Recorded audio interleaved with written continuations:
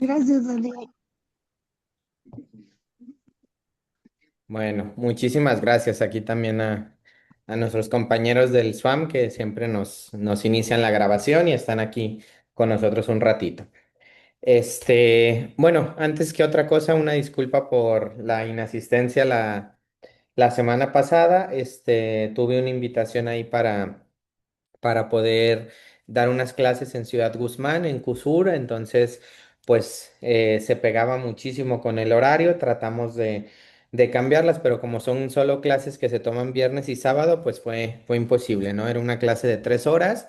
Entonces fue de 5 a 8 de la noche, pero ya nos reincorporamos y luego un viernes anterior estuvo la maestra Elba Tatiana aquí con ustedes que me hizo el favor de apoyarme por temas laborales, pero ya estamos reincorporándonos y además pues ya estamos terminando también este semestre, ¿no? De nuestras clases.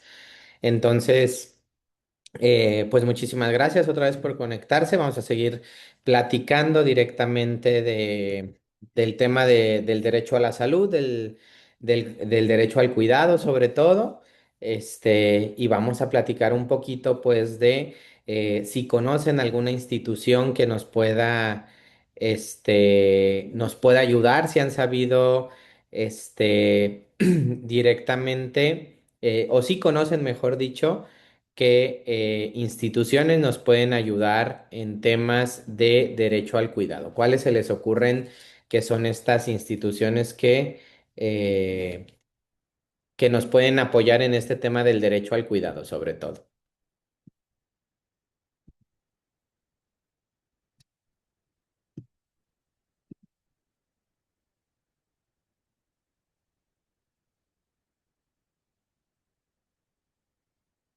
¿Se les ocurre alguna? El Hospital Civil, maestro. Ok, muy bien, esa sería una de ellas. Muy bien. ¿Qué otras instituciones por ahí?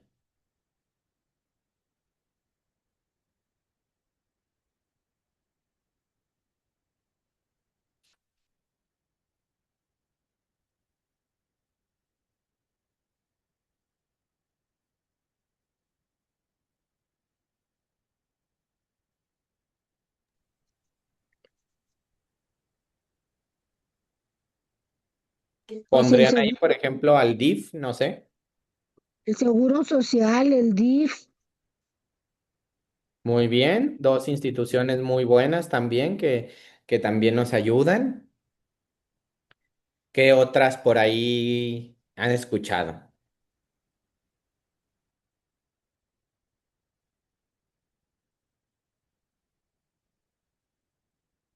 Bueno, el estas ISSSTE, insti- los centros de salud.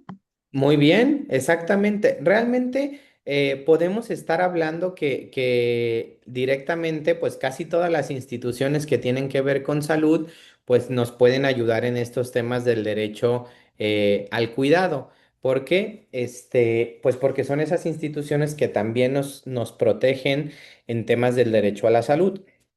Pero lo platicábamos hace unas clases cuando empezábamos a hablar un poquito de la ley general que tenemos en materia de personas adultas mayores, que teníamos una serie como de principios, una serie de elementos generales y para recordar un poquito, de acuerdo al artículo 4 de esta ley, que ustedes la pueden buscar en internet y está directamente gratuita para poder leerla completa, ¿no?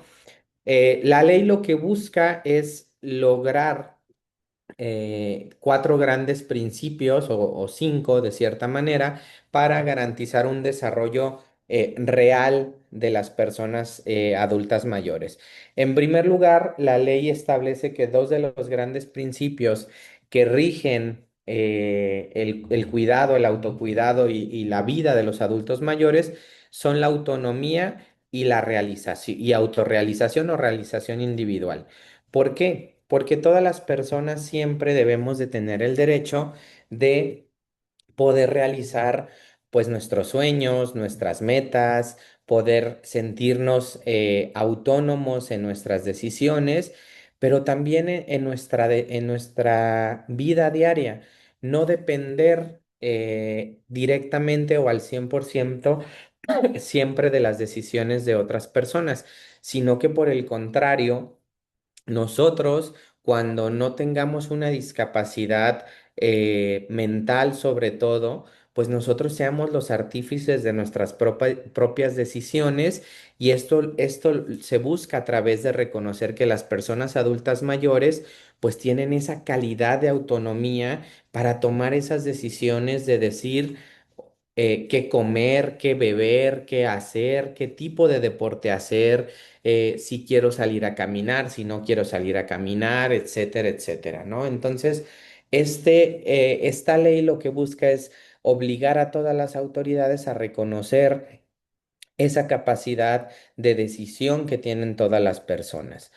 Suena sencillo desde el ámbito de leer la ley y que diga ahí, hay la autonomía y la autorrealización, pero es un poco más difícil de lograr, no con las instituciones públicas, en ocasiones con la familia, porque con la familia es en el lugar donde muchas ocasiones se pierde autonomía y se pierde autorrealización porque ya no preguntamos qué opina la otra persona. Esa persona a la que estamos cuidando, ya sea por edad o por alguna enfermedad o un estado de necesidad, en ocasiones ya no le preguntamos qué es lo que quiere o tiene ganas de hacer esa persona. Asumimos nosotros, personas externas, cuál es lo mejor para esa persona, qué es lo mejor para mi familiar, para mi hermano, para mi hijo, para mi hija, para mi padre, para mi madre, por las cuestiones de enfermedad o de adultez. Y se nos olvida a veces preguntar qué es lo que quieren estas personas, ¿no? Siempre y cuando, les digo, la discapacidad como tal no sea un impedimento del habla o no es un impedimento de tema de poder tomar decisiones, ¿no? Sino que es darse cuenta que muchas personas tienen esas libertades aún y ese razonamiento cognitivo para hacerlo, ¿no? Se busca también que otro de los grandes principios es fomentar la participación de las personas adultas mayores en la vida pública de nuestro país. No solamente hacer protocolos de actuación para menores, para mujeres, sino también para una gran cantidad de población que son las personas adultas mayores y que año con año el nivel de vida, al ir aumentando la edad, pues también aumenta el número de personas adultas mayores, ¿no? Entonces, eh, se busca que a través de esta ley, pues todas y todos podamos participar. No quiere decir que vayamos a hacer campaña política y andemos caminando ahí en el solazo buscando votos, pero que cuando vayan a nuestras colonias para proponer una obra pública, por ejemplo, se tome en cuenta las necesidades de las personas adultas mayores. ¿En qué sentido? Pues en que las esquinas ya no tengamos que tener ese escalón, sino que sea una rampa mucho más amplia para que yo tranquilamente pueda caminar también, o una silla de ruedas, o una muleta con cualquier persona que tenga tal vez una pierna lastimada. No necesariamente les digo, tiene que ser solamente un tema de voto. No, significa que nosotras y nosotros podemos fomentar y ser parte de esas decisiones. ¿Quién más va a saber de los problemas de su colonia que ustedes o que nosotros y nosotras que tal vez hemos vivido 20 o 30 años en esa colonia, que hemos visto pasar por ahí a muchísimas vecinas y vecinos y seguimos ahí? ¿Quién más que ustedes va a saber esas necesidades o lo que le hace falta a mi cuadra?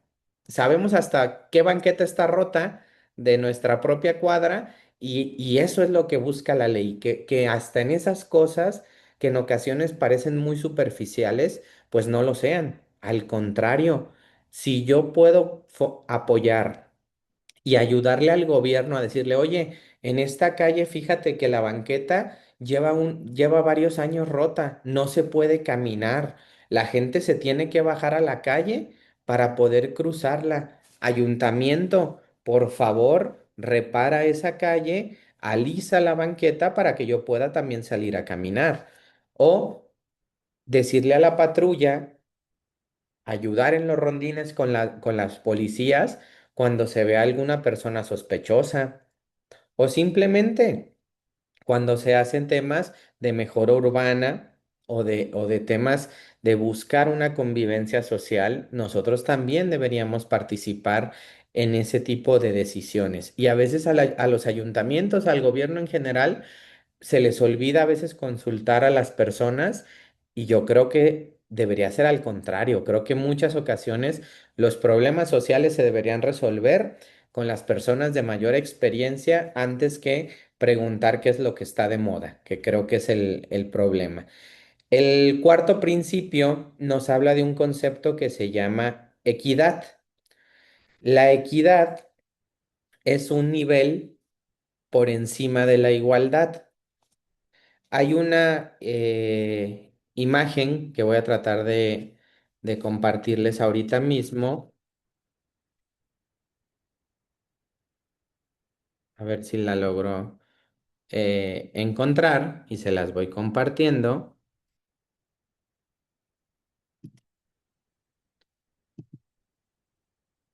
Aquí la vamos a poder ver.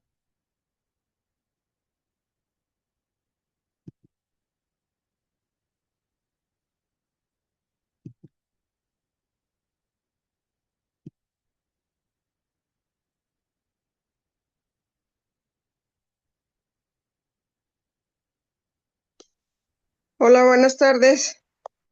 Hola, buenas tardes. Ah, listo.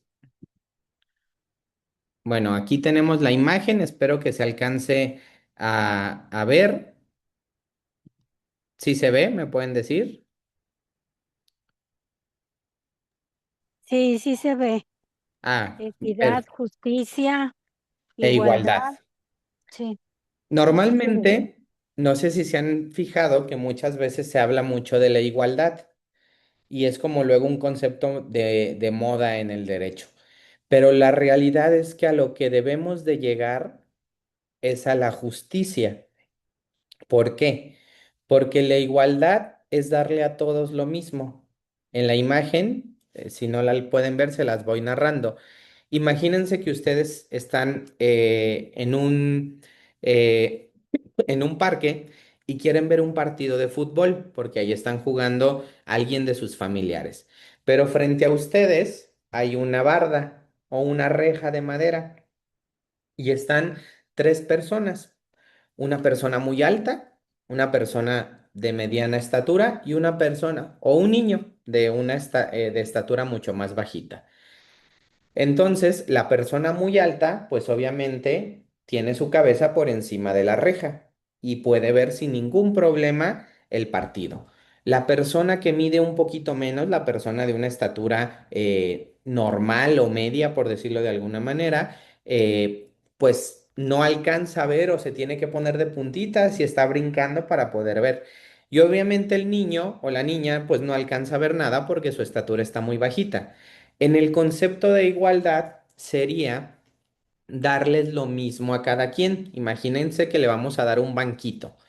El banco lo único que va a hacer, porque se los vamos a dar a los tres, pues va a beneficiar solamente a dos personas. Número uno, va a beneficiar a la persona más alta porque va a estar más cómodo, va a estar mucho más alto y va a poder ver mejor el partido. La persona de estatura media ya va a poder ver el partido directamente. ¿Por qué? Porque ya le va a alcanzar un poquito. Pero la persona que sigue teniendo la estatura más pequeña, pues no va a seguir viendo nada porque es el mismo nivel, esa escalera que les dieron. Es una caja muy pequeña, entonces no alcanza tampoco a ver. Luego la equidad, que es el segundo nivel del que podemos hablar, nos dice que ahora sí ya se hace un pequeño como análisis de las necesidades de cada uno y de cada una de ustedes y de nosotros y de nosotras para darnos herramientas específicas para el disfrute de los derechos. En este caso, en la imagen, misma situación, una reja, no se puede ver el fútbol, pero a la persona muy alta no le da nada porque ya alcanza a ver. A la persona de estatura mediana se le da una sola escalera y ya alcanza a ver. y al niño o a la niña se le da ya una escalera mucho más alta para que alcance a ver. Es decir, ya cada persona recibe eso que necesita para poder disfrutar, en este caso, de ver un partido de fútbol. Lo mismo pasa con los derechos humanos. Pero el siguiente nivel es la justicia. Lo que significa la justicia es que el gobierno tiene que eliminar todas aquellas barreras que impidan disfrutar los derechos humanos. Aquí en el ejemplo de la imagen, lo que hace el gobierno es cambiar el tipo de reja. En vez de ser una reja de madera, pues cambia por una reja de metal, que sea de las malla ciclónica, ¿no? De la donde podemos ver a través de esto. En materia de derechos humanos, ¿qué significa? Pues que la autoridad del gobierno tiene la obligación de eliminarnos todas las barreras económicas, sociales, culturales, educativas o de cualquier índole que me impidan a mí, ser humano, persona, poder disfrutar de mis derechos humanos. Un ejemplo, ¿creen ustedes que si tuviéramos un compañero o una compañera que tuviera una discapacidad visual, pudiera estar con nosotros en esta misma clase, tomando la clase al mismo nivel?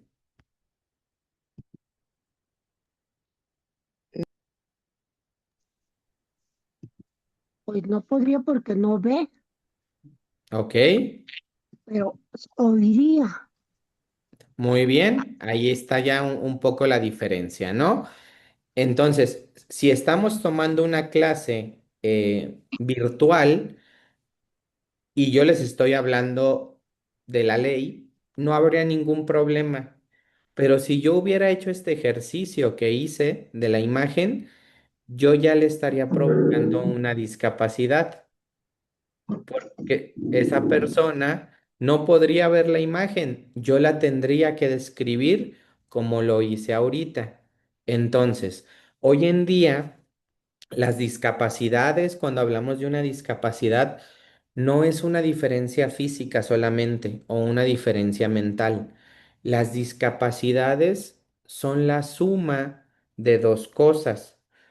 Número uno, esa diferencia física y mental que por una cuestión de salud o una cuestión de naturaleza de nuestro cuerpo, pues tenemos una condición física, una limitante, una barrera que nos impide hacer todas las actividades al 100%. Pero eso no es una discapacidad. La discapacidad viene cuando la sociedad crea una barrera para que esas personas puedan desarrollarse igual que yo. Un ejemplo, en el caso de si tuviéramos un compañero y una compañera con ceguera. En un tema de clase virtual, pues no sería complicado, pero imagínense que yo les mando, si estuviéramos en una clase presencial y yo les digo, compañeras, compañeros, van a sacar copias de esta lectura, la van a leer y me van a traer un reporte de lectura. La persona con ceguera podría hacer ese reporte de lectura sacándole copias, así como nosotros. No, sería imposible. Yo le estoy provocando su discapacidad porque yo no estoy reconociéndole su derecho de equidad y de justicia. ¿Qué tengo que hacer yo con esa persona? Darle esa misma lectura en braille para que esa persona, a través de sus sentidos del tacto, pueda recorrer las líneas de esa lectura y leer igual que nosotros. Y la otra, ¿por qué a fuerzas tengo que pedir un reporte de lectura escrito? Porque no le puedo pedir que me lo platique o que lo debatamos todos. Yo le podría preguntar a cualquiera de ustedes, ¿qué le gustó de la lectura? ¿Qué no le gustó de la lectura? Ah, ahí ya yo estoy reconociendo que esa persona tiene una limitante física, pero yo estoy ayudando, estoy abonando a su proceso de aprendizaje para que aprenda igual que todas y todos. Pero si yo me mantengo con estrategias iguales para todos, pues voy a provocar esa situación, ¿no? Entonces, en materia de equidad, en la ley de personas adultas mayores, lo que se busca justamente es reconocer que se debe de dar un cierto trato. Equitativo a las personas. No es lo mismo que un joven de 20 años esté haciendo una fila para hacer un trámite que una persona de 65 70 años pues se tenga que formar eh, parada para hacer el trámite. Y es donde la autoridad del gobierno tiene que realizar la siguiente parte, que es atención preferente. La autoridad tiene la obligación de brindar atención preferencial a los grupos vulnerables. Los grupos vulnerables, en este caso, estamos hablando de las personas adultas mayores y los menores de edad, por ejemplo, sería el segundo grupo preferente, ¿no? ¿Por qué? Porque pues también es una emergencia a veces un bebé, un niño de 3 4 años, igual que una persona adulta mayor. ¿Por qué? Porque el físico o la salud necesita de un cuidado mucho más, más especializado, ¿no? ¿Saben cómo se llama los doctores y doctoras especialistas en la salud de los adultos mayores? ¿Sabían? Geriatra. Muy bien, geriatras. Y es una de las especialidades, desgraciadamente, que no tienen tantas solicitudes en el tema médico, ¿no? Todos quieren cirugía, todos quieren pediatría, todos quieren otras especialidades, pero muy pocas personas quieren ciertas áreas de la salud que terminan ayudándonos en este derecho al cuidado, ¿no? Entonces, el Estado para esto tiene el sexto elemento que se llama corresponsabilidad, que sería el sexto principio que marca la ley de los adultos mayores. Y este principio y una obligación también es hacia nosotras y hacia nosotros, a todos los ciudadanos, pero también al gobierno. El principio de corresponsabilidad nos dice, en la medida que tú, persona, te cuides, yo también te voy a dar las herramientas para poder cuidarte en caso de que llegues a necesitar la salud pública. Es decir, lo que platicábamos ya hace varias semanas. Si yo sé que soy diabético o diabética, yo me voy a cuidar de esos alimentos, de esas bebidas azucaradas que me hacen daño para que mis citas de salud sean por unas cuestiones simplemente de protocolo y no sea porque yo mismo me esté lastimando físicamente, ¿no? Entonces, ese sería como el tema de corresponsabilidad.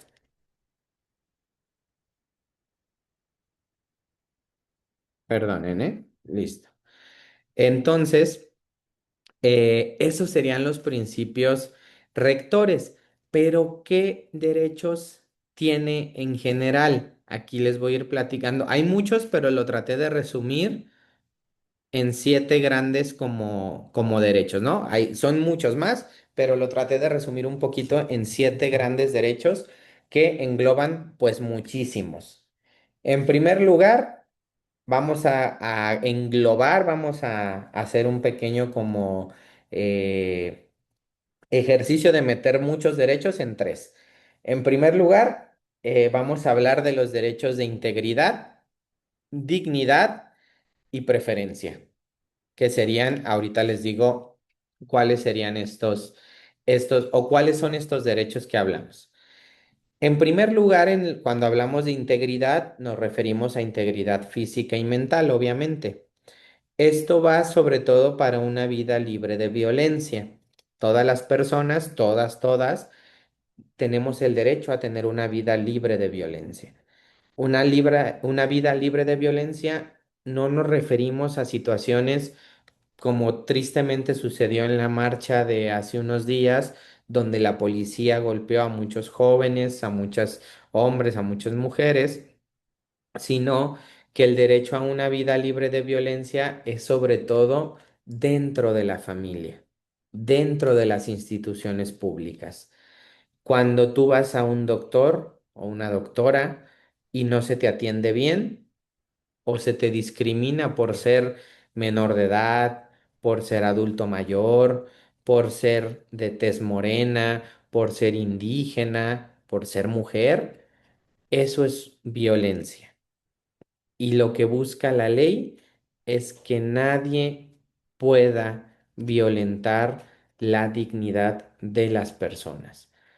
Es decir, siempre recibir un trato digno en base a mis características físicas de salud más que otra cosa. Que si yo sé que esa persona no tiene la facilidad de movimiento porque tiene alguna situación de salud, yo autoridad, yo servidor y servidora pública, tengo la obligación de tratarla en igualdad de condiciones porque tiene derecho a una vida libre de violencia. Otro derecho, la no discriminación, que va mucho de la mano de este primero. La no discriminación consiste en que a la persona que me está atendiendo, un médico, una médica, un abogado, una abogada, un profesor, una profesora, quien sea, a esas personas no le debe de importar nada para tratarme diferente. No le debe de importar mi religión, no le debe de importar mi edad, no le debe de importar mi condición física, no le debe de importar cómo me visto, cómo me peino, si me maquillo, si no me maquillo, si me pinto mi cabello, si no me pinto mi cabello. Nos deben de tratar igual a todas y a todos. Nadie nos puede discriminar o tratarnos mal por el simple hecho de ser personas adultas mayores. Nadie.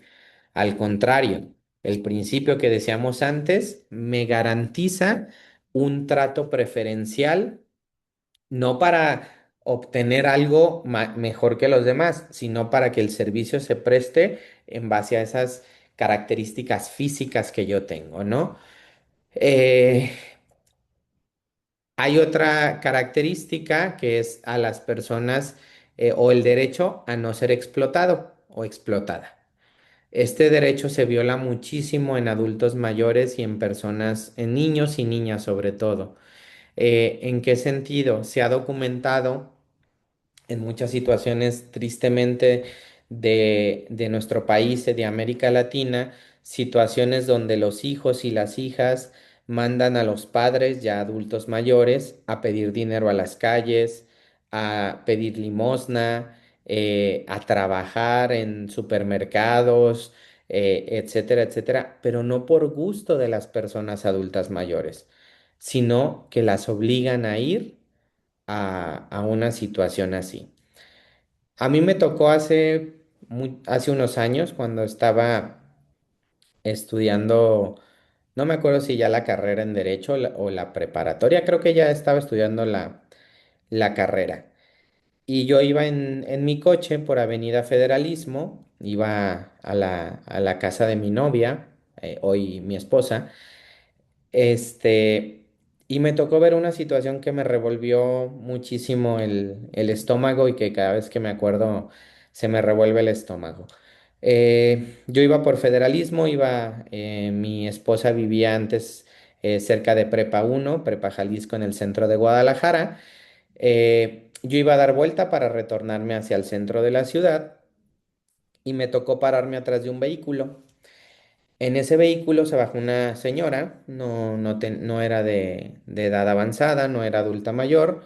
Se baja de su coche en medio de la avenida, no le importa que estaba en siga, eh, rodea su coche, abre la puerta de la parte de atrás, saca maletas, va a una banca que estaba ahí en la calle en esa esquina de Federalismo, este, deja las maletas, se regresa, todo esto les digo, pasó en menos de un minuto, y baja a una persona adulta mayor y va y la sienta en la banca.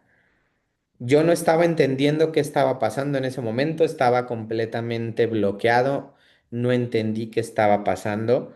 Yo tenía una fila de carros atrás que me estaban pite y pite y pite. Se queda la señora ahí en la banca, se regresa esta persona, se sube a su carro y se va. Acelera, se va. Yo no supe qué estaba pasando, no lo logré entender en esos segundos que tuve yo para verlo. Ya después yo me avancé porque me estaban pitando, me di cuenta de que se trataba de un abandono y lo que hice fue llamar al 911 y pedir apoyo de las patrullas para que fueran a revisar la situación. Y cuando ya después di la vuelta, afortunadamente ya estaba la patrulla atendiendo a la persona, ¿no? Pero esa vez les digo, me dio tantos escalofríos, se me revolvió tanto el estómago porque uno no reacciona en esos segundos, uno no se da cuenta hasta que ya se sienta unos minutos de cabeza fría, pero estas situaciones es justamente lo que significa una vida libre de violencia, que no se debe de permitir eso. Y eso, afortunadamente, es un delito hoy en día, el abandono de personas adultas mayores o enfermos, es un delito que se castiga a través del Código Penal. Entonces, es una experiencia que no le deseo ver a nadie ni nada. Y que pues al final de cuentas, eh, parte de mi estudio de derechos humanos, pues es justamente que, que todas las personas tengan una vida digna, porque todos tenemos derecho a vivir desde jóvenes, desde adultos mayores, a tener una vida digna y a vivir una vida sin violencia, de cualquier tipo, ni psicológica ni física, pero sobre todo también a no ser explotados, porque muchas veces los menores de edad y las personas adultas mayores son una parte de la sociedad que se explota por el hecho de buscar esa lástima de es un niño el que está pidiendo dinero, es una persona adulta mayor la que está pidiendo dinero, ¿no? Entonces, eh, tenemos ese derecho y la ley prohíbe todos los tipos de acto de explotación que suceden en contra de las personas adultas mayores. Otro de los derechos es vivir en entornos seguros. Lo que yo les decía de los ejemplos de las banquetas, eso es entornos seguros, no solamente lo de que no me roben, que eso también es muy importante, ¿verdad? Pero el hecho de que yo como persona que tal vez pues ya no tengo la misma movilidad que tenía hace 20 30 años, pero pues la calle tenga las condiciones para poder salir a caminar o, o trotar o correr o salir a pasear a nuestras mascotas. ¿Alguien tiene mascotas? Sí. Y las queremos muchísimo, ¿verdad? A nuestras mascotas. Ay, sí. Ay, sí, yo la adoro a mi niña. ¿Y cómo sería realmente las banquetas, las calles, están en condiciones buenas para poder caminar sin tener miedo a tropezarme a veces con una raíz o está levantada la banqueta de una parte o hace falta ese trabajo de un entorno seguro? Uy, mucho trabajo de eso. Ahí es donde nosotros al Estado, bueno, al gobierno, mejor dicho, le tenemos que exigir ese derecho, esa obligación. ¿Se han fijado últimamente, bueno, no sé, en otras ciudades, que aquí en la zona metropolitana de Guadalajara, últimamente, sobre todo Guadalajara y Zapopan, están cambiando las esquinas de las calles? Que antes nomás estaba la rampa de discapacitados y ahora la hacen como muy grande, que ya hacen la rampa así muy grande y le ponen los tubos esos negros. Ay, los balardos. Exacto. Que eso luego los automovilistas se andan chocando un montón, pero se supone que es por seguridad. Pero ¿por qué se hacen ese tipo de modificaciones? Por los entornos seguros, para que cualquier persona no tenga que bajar ese escalón al nivel de la calle, sino que sea una bajada natural, que tú puedas seguir Ujú. caminando de manera normal sin tener que estar haciendo esa subida con las rodillas, ¿no? Esto es parte de lo que es los entornos seguros. Aquí también tenemos que incluir, pues, luminarias públicas, que mi cuadra esté bien iluminada, que las calles estén bien pavimentadas, porque puede que por un bache el carro quiso esquivar ese bache y ya atropelló a una persona o provocó un accidente, ¿no? Entonces, Uy, aquí está lleno de baches. sí, malamente. Que por Sí, cierto, y las banquetas también no todas están arregladas. no es materia de nuestra clase, pero esto pueden buscar un abogado que se dedique a esta materia. Se llama responsabilidad patrimonial, así se llama. La responsabilidad patrimonial sucede cuando por culpa del gobierno yo sufrí un accidente en mis bienes. Por ejemplo, el ejemplo más clásico de este maravilloso país son los baches. Yo voy por la calle, caigo en un bache, ¡pum!, con la llanta y se truena mi llanta. ¿Qué sucede normalmente? ¿Quién paga la llanta? El dueño del carro. El Mm. dueño del carro. Pero si sabían que pueden pedirle al ayuntamiento que les pague esa llanta. Ah, Sí, caray. nada más que dicen que es muy tardado, ¿no? Sí, es muy tardado, pero tú puedes Mucho mientras trámite. comprarla. Ahí es lo importante de pedir facturas. Ustedes Mm. pueden comprar la llanta y luego ofrecer como prueba la factura de la llanta de cuánto les costó el cambio de llanta. Y para comprobar que en realidad fue por ese bache, ahí que se Ah, debe de hacer, porque eso van a pedir ellos. ¿Cómo me comprueba que fue ahí ahí? siempre es muy Si no hay cámara. importante Tomar foto. que toman fotos y video de la situación. Y si van con acompañantes, pues mucho mejor, se vuelven sus testigos, ¿no? Eso es la responsabilidad patrimonial. Hay por muchas cuestiones, ¿eh? Esa es lo más como la más común que sucede Ujú. en este país. Pero hay una ley general que se llama Ley General de Responsabilidad Patrimonial. Pero les digo, no es materia de nuestros derechos humanos, pero se las quería comentar, ¿no? ¿Por qué? Porque también esto sucede, por ejemplo, si el ayuntamiento tenemos un árbol seco en nuestra cuadra Ujú. y es un peligro tener un árbol seco ya grande ahí en nuestra cuadra. Y entonces uno se cansa de estarle hablando al ayuntamiento. Oye, hay un árbol seco afuera de mi casa, por favor, ven a quitarlo, por favor, ven a podarlo. Pues resulta que ya pusieron sus 5 llamadas y el árbol al siguiente día se cayó encima de los coches de los vecinos. O desgraciadamente tal vez hasta dentro, en una persona. Ujú. Eso también es responsabilidad del gobierno.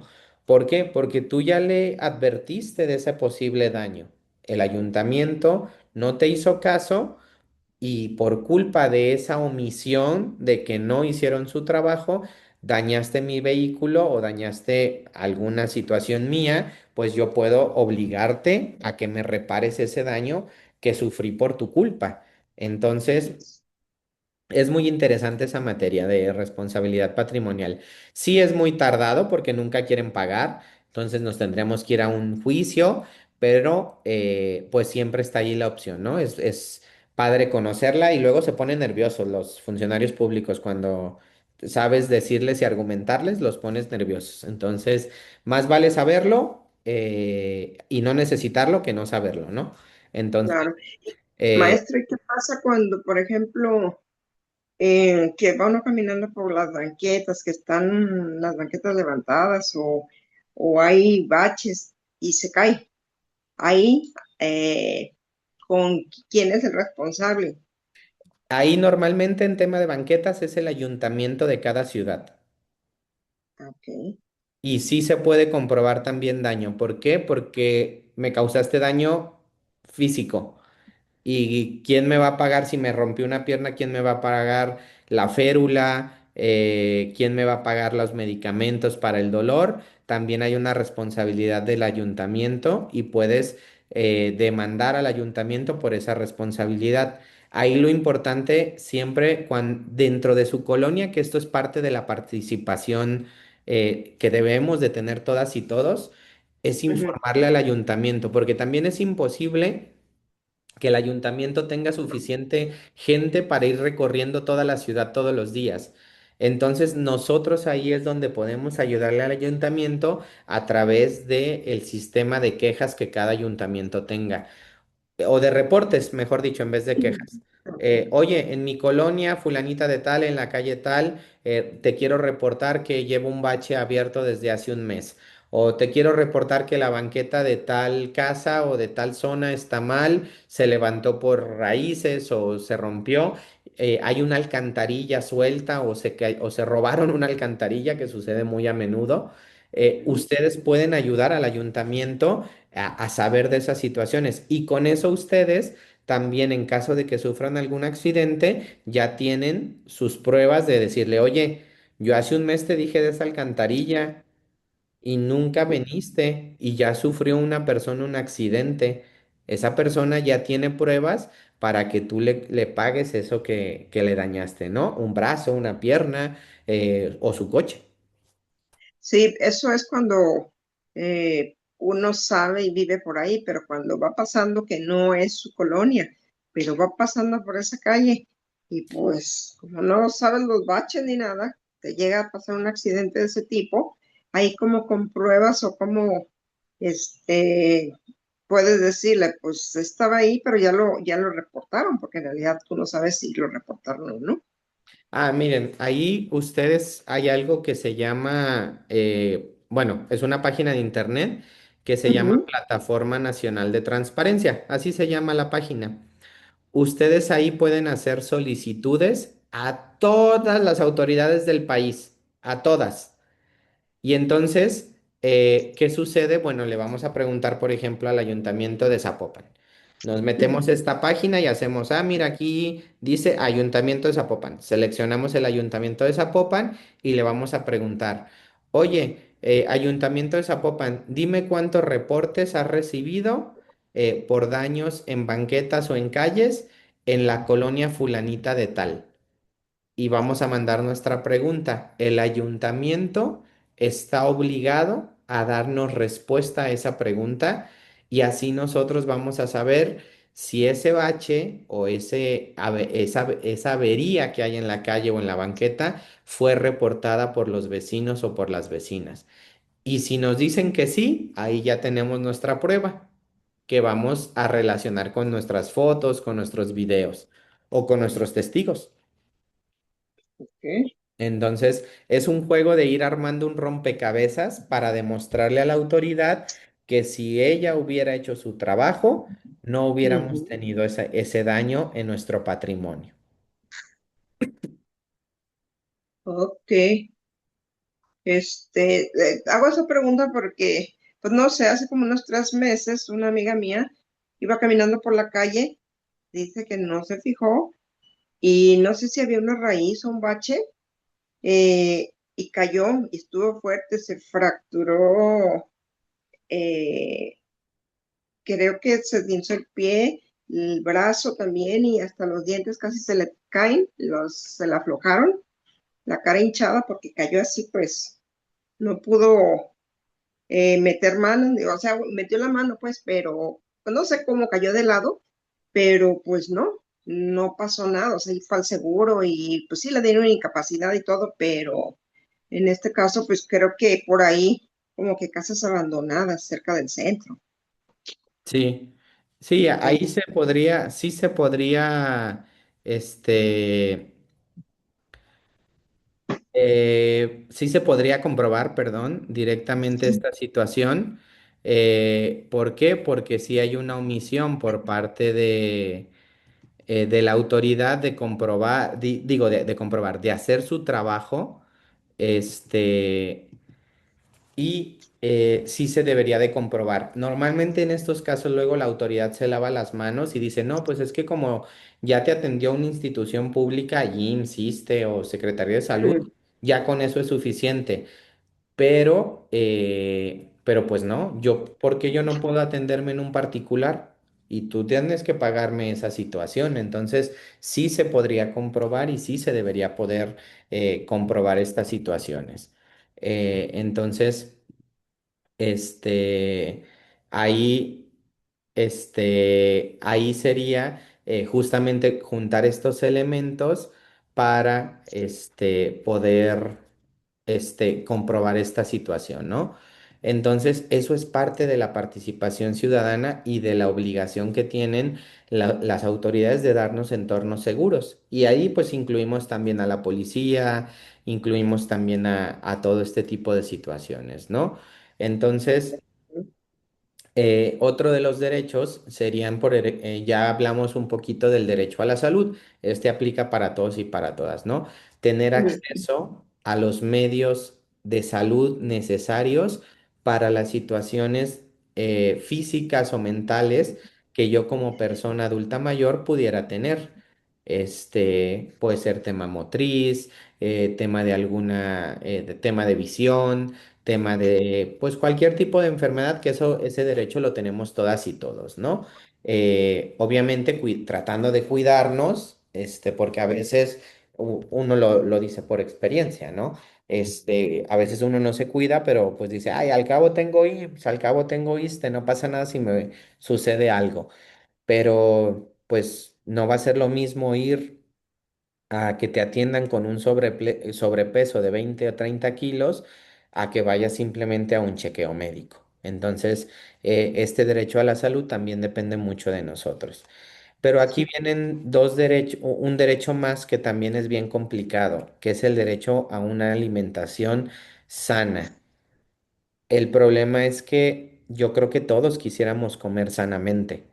El problema es que mucha gente no puede comer sanamente, no tiene el dinero para comprar despensa o la canasta básica y pues hay gente que no come a veces varios días o que no le alcanza para llegar a fin de mes y aquí es donde el Estado es donde nos debe ese derecho a la mayoría de personas. ¿Por qué? Porque todo ha subido de precio, todo está muy caro y hay gente que no llega a fin de mes. Los sueldos no son lo que deberían ser y, y deberían mejorar este tipo de cosas, ¿no?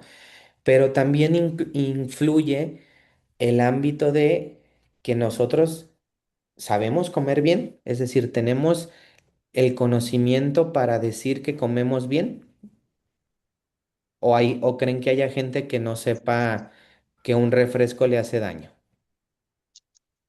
Pues yo pienso que sí sabemos que nos hace daño, pero a veces es más el vicio y a veces, pues decimos, por falta de recursos no se come bien, pero a veces más bien son los malos hábitos. También, eso es una realidad, sí. A veces, pues, uno sabe que le hace mal una coca, pero qué buena es una coca en época de calor. Este, pero también es cierto que luego hay muchas personas que no conocen sobre los malos alimentos, ¿no? Estos conceptos luego muy populares de no, grasas trans y cosas que vienen así en los alimentos, pues hay mucha gente que no los entiende porque nadie Eso. nos ha explicado qué son. Ujú. Entonces, ¿sí saben de dónde nació esto de los sellos, de las etiquetas del etiquetado con sellos? Ah, no. Justamente del derecho hay algo que se llama el derecho a comprender. El derecho a comprender abarca todo, que yo entienda lo que dice la ley, pero antes era fácil leer las etiquetas de los alimentos. No, pues casi no tenemos, como que no tenemos esa cultura. Últimamente ya hay más cultura, pero antes no, nomás comprábamos las cosas. No, y luego era bien difícil leer los ingredientes que traía, los porcentajes, era imposible, tenías que ser nutriólogo o nutrióloga o médico para realmente saber que si contenía mucho o poco azúcar. Entonces, este movimiento del derecho a la salud y del derecho a comprender empezó a decir, oye, ¿y por qué no hacemos algo más gráfico, más sencillo para decirle a la gente que tenga cuidado con esos productos? Entonces empezaron estas etiquetas que dice exceso de azúcares, exceso de grasa, exceso de sal, para que la gente entendiera que tiene que consumir esos productos con mucho cuidado.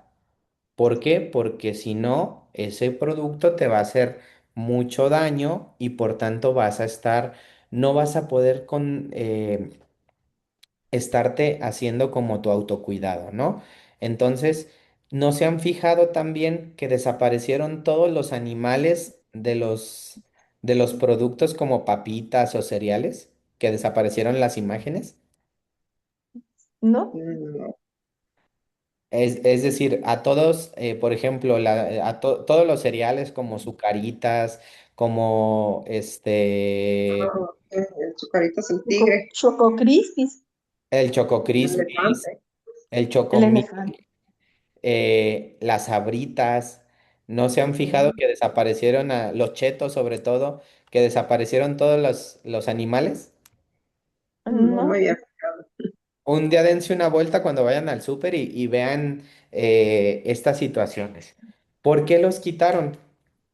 Para los niños, para que no les llamara la atención los productos con azúcares, y que antes se creía que era sano desayunar un cereal, pero hay cereales que tienen demasiado azúcar y en vez de ser un desayuno nutritivo y sano, se vuelve un desayuno insano. Entonces, este derecho se extendió también a los niños, que fuera muy Ya. fácil ver ese logo que dijera exceso de azúcar, exceso de sal, exceso de esto, para que nosotros ya no tuviéramos que ser expertos en leer etiquetas y andar viendo en la parte de atrás de la caja a ver qué es lo que contiene. Entonces, se está buscando que se extienda todavía más esta ley para que las empresas tengan la obligación de explicar qué contiene todos esos alimentos, ¿no?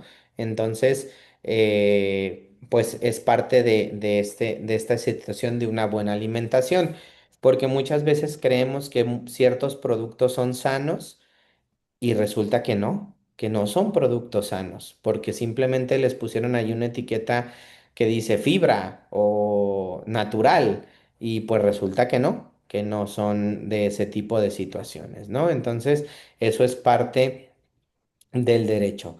Tenemos también derecho a un tema que es de higiene, que tiene que ver con el derecho a la salud, tener las condiciones para poder realizar una correcta higiene de nuestra persona. ¿Qué se necesita en primer lugar? Pues agua potable.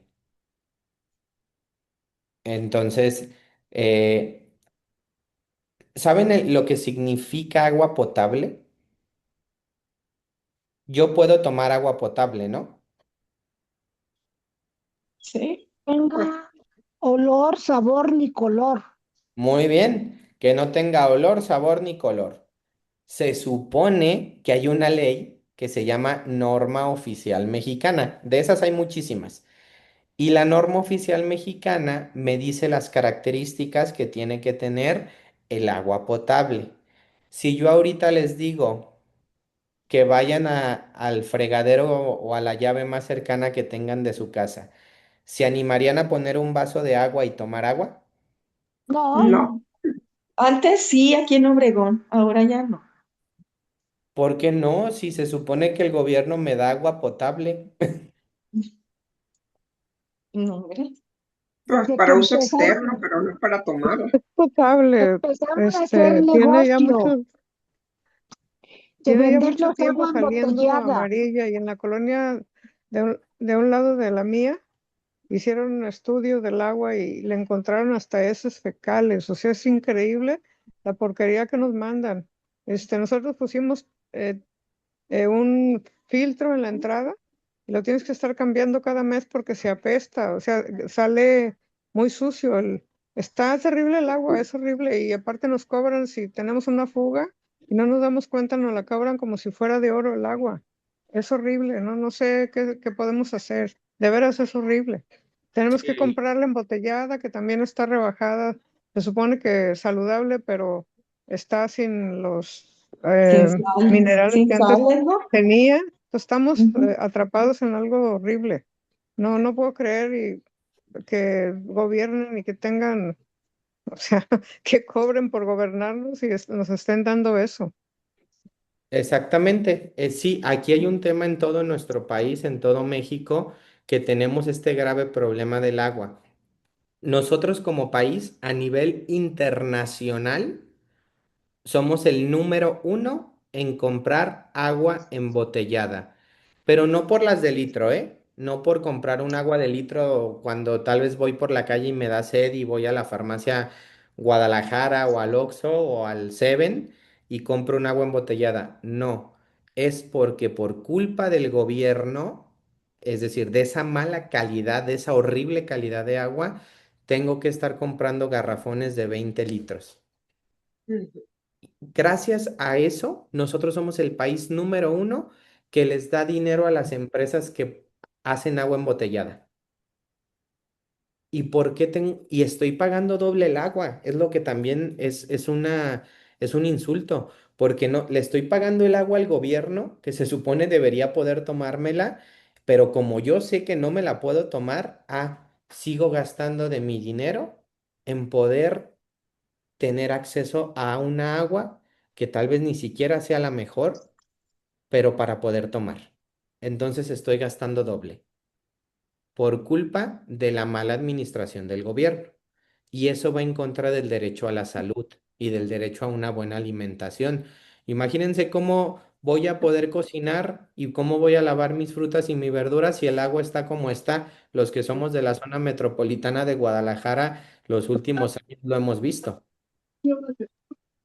Pero doctor, ¿qué tal que a la Coca-Cola y a otras marcas les permiten el agua y dejan sin agua a la gente de las comunidades para que ellos la utilicen para embotellarla y vendérsela después? O sea, qué casualidad que eso sí lo hacen y limpiarla eh, para la población no lo hacen. O sea, es la corrupción en la que cae el gobierno tan horrible, ¿no? Sí, y es justamente eso.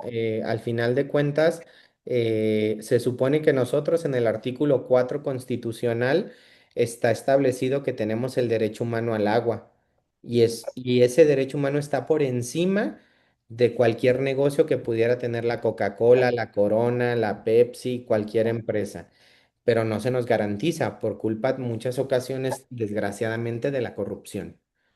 Entonces, sí tiene mucho que ver. ¿Por qué? Porque si yo no tengo agua potable, ya no solo para tomar, para poder asearme, ¿qué calidad de vida voy a tener? ¿Qué calidad de disfrute de vida voy a tener si no tengo ni siquiera un medio para poder asearme, para poder bañarme, tal vez 2 veces a la semana, 3 veces a la semana? Pero algo que a mí me cuesta mucho es el tema del agua. Es algo que uno no valora hasta que te dicen que no vas a tener agua una semana.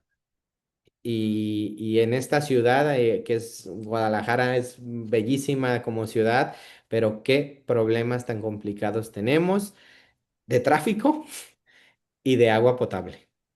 Yo creo que son dos de los problemas más grandes que tenemos y que repercuten en, desgraciadamente, la calidad de vida que estamos teniendo en esta ciudad. Y yo creo que en muchas partes del país también.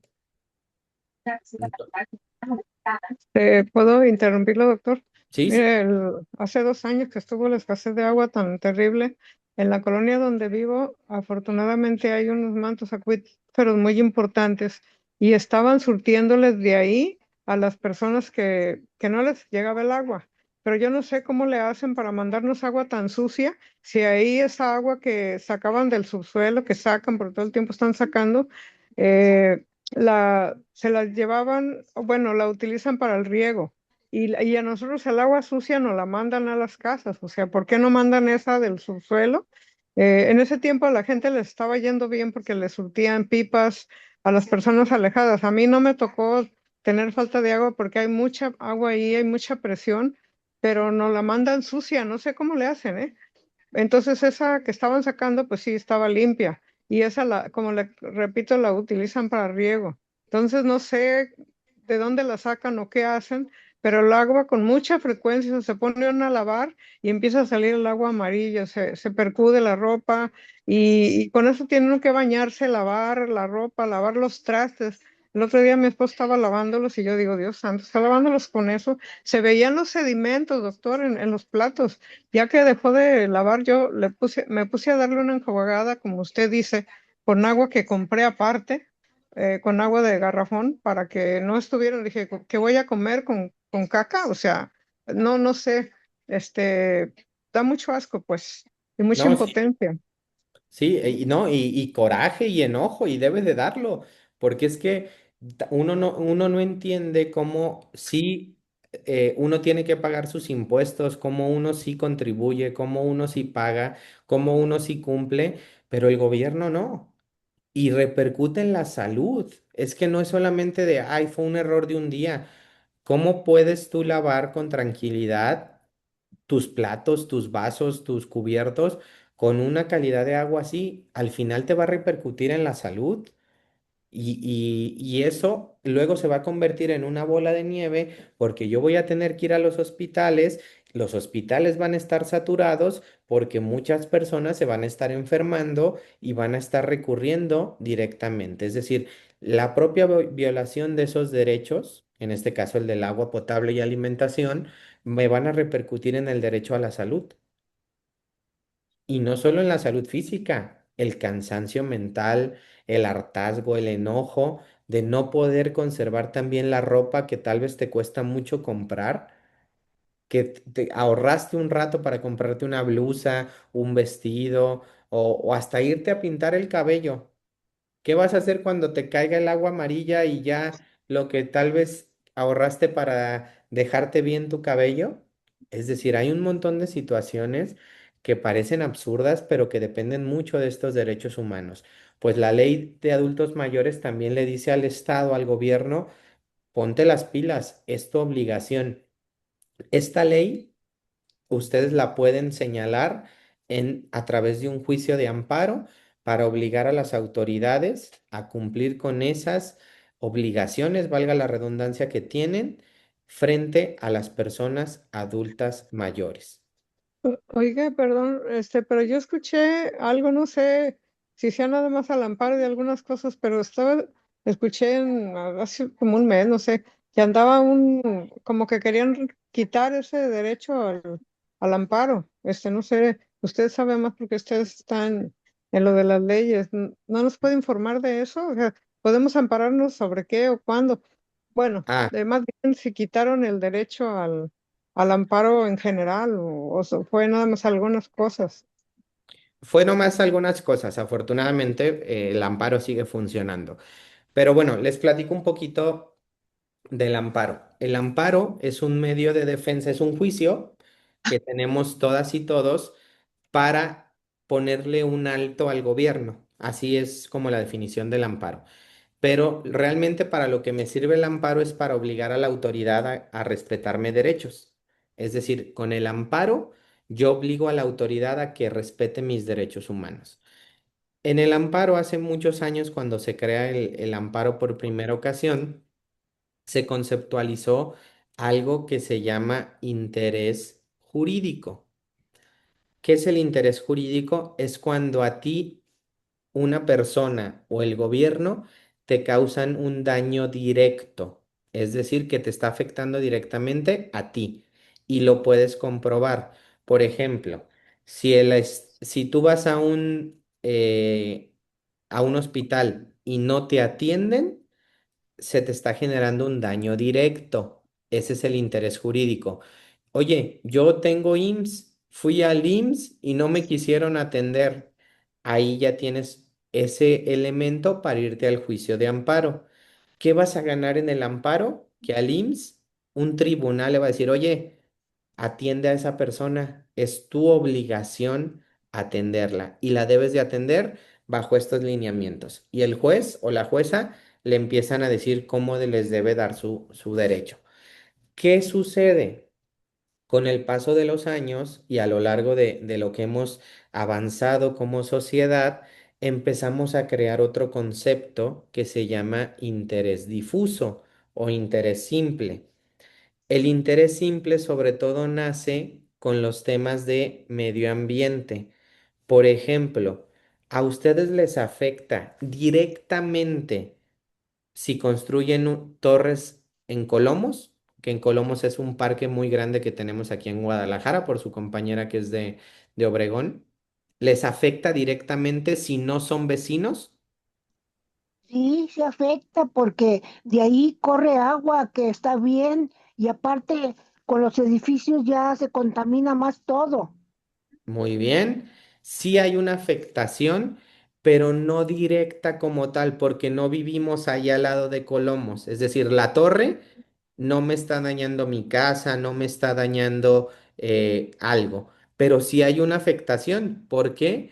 Porque yo vivo en la ciudad y esa torre va a provocar más contaminación o va a dañar el agua. Entonces, sí hay una afectación, no directa, sino que hay una afectación indirecta porque yo vivo en la ciudad. Ah, eso se llama interés difuso. Eso es con lo que las asociaciones civiles, es decir, estos grupos que nos podemos organizar, podíamos irnos al amparo todos juntos. En vez de ir poniendo un amparo cada uno y cada una de nosotras, nos juntábamos nosotros 7 y firmábamos un amparo en contra de esa decisión del gobierno. ¿Qué sucedió ahora con la reforma que se aprobó hace 3 semanas? Que esa forma de amparo colectivo entre varios se limitó mucho. Es decir, ya es más difícil que nosotros como grupo nos podamos ir al amparo, porque la definición que le pusieron dice que compruebes tu persona que ese acto de autoridad, eso que está haciendo el gobierno, te genere una afectación. Ahí no le pusieron directa, pero sí le pusieron diferenciada al de otra persona. ¿Cómo yo voy a poder diferenciar mi afectación si todos y todas somos vecinos de la misma ciudad? Es la misma afectación. Si quitas un parque y quitas árboles, es la misma afectación que me pasa a mí que a cualquiera de ustedes. ¿Cómo yo voy a lograr diferenciar? No, es que como yo vivo más cerca que la otra persona, pues a mí me afecta más. Pues es un tema como para así tratar de no tener tantos amparos y de poder darle poder al gobierno de tomar decisiones sin que nosotros las podamos frenar. La Por, Oiga, complica maestro, pero mucho. estos amparos no se hicieron a partir de que el este droguero usurero de Salinas Pliego no quería pagar sus impuestos porque se amparaba amparo tras amparo tras amparo. Entonces, como que también para frenarlo de algún modo, fue cuando eh, empezó esto, ¿no? Es que con Salinas Pliego, bueno, hay que tener también en el concepto es donde está el tema. Se utilizó mucho a Salinas Pliego, que quiero aclarar que no estoy a favor de Salinas Pliego. Yo creo que todos debemos de pagar impuestos, todos y todas debemos de pagar impuestos. Y si tú ganas mucho dinero, pues vas a pagar más impuestos. Si ganas menos, pagas menos. Entonces, si Salinas Pliego debía dinero, lo debía pagar. Pero se utilizó a Salinas Pliego, desgraciadamente, como chivo expiatorio del tema del amparo. Sí es cierto que tenía muchísimos amparos, sí era cierto, pero también ese mismo derecho que Salinas tenía para irse al amparo y estar tal vez atrasando los juicios, lo teníamos todas las personas. Y eso me da una protección a favor de todos. Entonces, no se vale que por una persona que sí está utilizando mal el amparo, pues el gobierno justifique restringir derechos a todo el país. Sí es cierto que tenía que pagar, sí es cierto que metía amparos y que atrasaba los juicios, sí es cierto, pero tampoco se vale argumentar eso para quitarnos derechos, porque eso es muy peligroso. ¿Por qué? Porque imagínense ustedes, les cuento la situación del Salvador. El Salvador tiene un presidente que se llama Nayib Bukele o Bukele. Este Ujú. presidente, pues ahorita es el más querido de todo el mundo, tiene mejor aprobación que la presidenta Sheinbaum, tiene como el 90% de aprobación.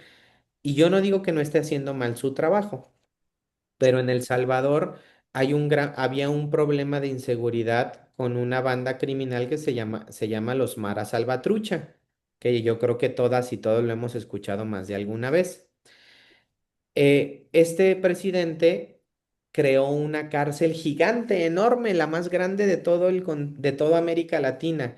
Se llama el SECOT, Centro de Detención del Terrorismo, algo así se llama, pero se llama SECOT. Y él dijo que iba a crear esta cárcel para mejorar los derechos de las personas, sobre todo el de seguridad. Y entonces manda a construir esta cárcel, la inaugura, hace una fiesta para la inauguración de la cárcel y entonces hace una política institucional que es que va y ataca a todas las maras, a todas las bandas criminales y llegan por la gente y se los llevan y los encierran. ¿Les parece que está bien? Es decir, a los criminales los agarras y los encierras. ¿Les parece bien? Sí, Pero ¿qué tal si Sí, les digo? ¿cómo se llama? Criminales, pero también ahí llevaron gente de Estados Unidos que agarraban a los indocumentados, también los Ujú. encerraron ahí, entonces, ¿cómo está eso? No nomás es para los criminales. pues sí. Es que ahí justamente viene el tema. A todos Ujú. estos criminales jamás les hicieron un juicio. Exacto, ahí no hay derechos humanos. Se Ah, los qué feo. llevaron. Se los llevaron y los encerraron. Y mucha gente en El Salvador dice, qué bueno, porque esa persona me cobraba piso, esa persona violentaba mi colonia, mi comunidad, secuestraba gente. Yo no digo que aunque yo sea de defensor de derechos humanos, si tú cometiste un delito, tú tienes que estar adentro. Sí, claro. Derechos humanos no protegen criminales. Pero aquí viene el tema. Si tú le preguntas a la gente del Salvador, la gente va a estar a favor de esa política, porque ha mejorado muchísimo la vida de las personas. Pero viene esa línea que nunca debemos de cruzar. No le podemos ceder libertades al gobierno. ¿Por qué? Porque ahorita son los criminales. Pero ¿qué va a pasar cuando sea yo que opine diferente o no me guste la política del presidente? ¿Me va a poder llevar Y también? así va a ser, y así va a ser porque según tengo entendido que cambió constitución porque quiere estar ahí en el poder como una dictadura. Entonces, digo, ¿dónde está lo más querido y todo? Todo tiene su buen lado bueno y también su lado malo. Exactamente. Es por eso que no podemos caer en el discurso de poner un enemigo público y que el gobierno se agarre de ese enemigo público para justificar violaciones a nuestros derechos humanos, porque es peligrosísimo.